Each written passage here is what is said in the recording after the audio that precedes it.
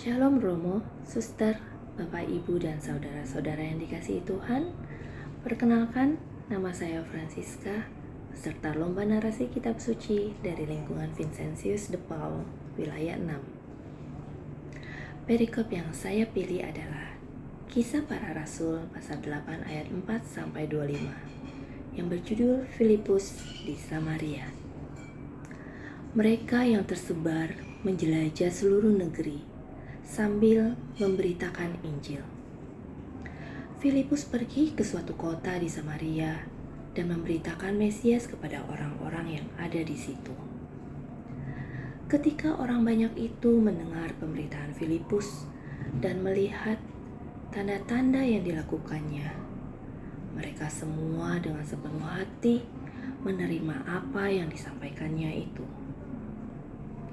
Sebab dari banyak orang yang kerasukan roh jahat, keluarlah roh-roh itu sambil berseru dengan suara yang sangat keras.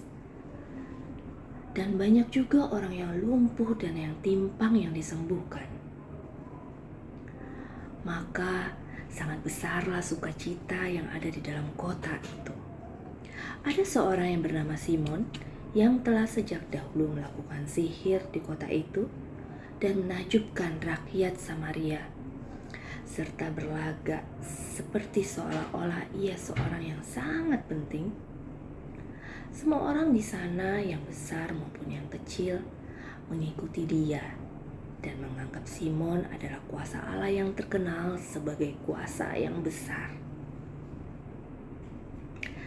Dan mereka semua pun mengikutinya karena sudah lama ia mengejutkan mereka oleh perbuatan sihirnya. Akan tetapi, sekarang mereka percaya kepada Filipus yang memberitakan Injil tentang kerajaan Allah dan tentang nama Yesus Kristus. Dan mereka, baik laki-laki maupun perempuan, memberikan diri mereka untuk dibaptis. Simon sendiri juga menjadi percaya dan sudah dibaptis. Ia senantiasa bersama-sama dengan Filipus dan takjub ketika ia melihat tanda-tanda dan mujizat-mujizat besar yang terjadi. Ketika rasul-rasul di Yerusalem mendengar bahwa tanah Samaria telah menerima firman Allah, maka mereka mengutus Petrus dan Yohanes ke situ. Lalu, setibanya mereka di situ, kedua rasul itu pun berdoa supaya orang-orang Samaria itu beroleh kuasa Roh Kudus. Sebab Roh Kudus belum turun atas seorang pun di antara mereka, karena mereka hanya dibaptis dalam nama Tuhan Yesus.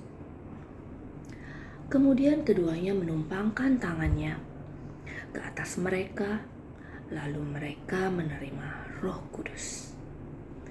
Ketika Simon melihat bahwa pemberian Roh Kudus terjadi oleh rasul-rasul itu menumpangkan tangan mereka, kemudian ia menawarkan uang kepada mereka, serta berkata kepada mereka, "Berikanlah juga kepadaku kuasa itu, supaya jika aku menumpangkan tanganku di atas seseorang, ia boleh menerima Roh Kudus."